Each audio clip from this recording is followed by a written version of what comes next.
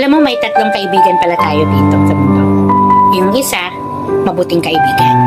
Ito naman, yung matalik na kaibigan. At ito naman, yung masamang kaibigan.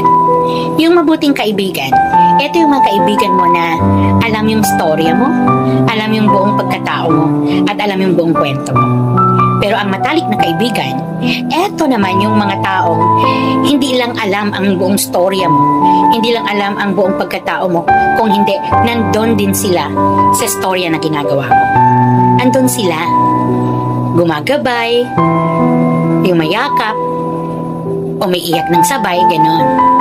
Pero eto yung mga masamang kaibigan, eto yung mga nagpapanggap. Nagpapanggap na alam nila ang buong storya, na alam nila ang buong pagkatao mo. Pero ang totoo, hindi.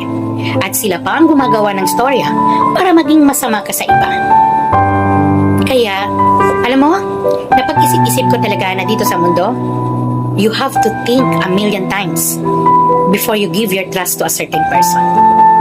Kasi hindi mo alam, yung magtatraidor pala sa'yo ay nasa tabi mo lang. Hindi mo alam, yung magtatraidor pala sa'yo ay nasa harap mo lang. Diba?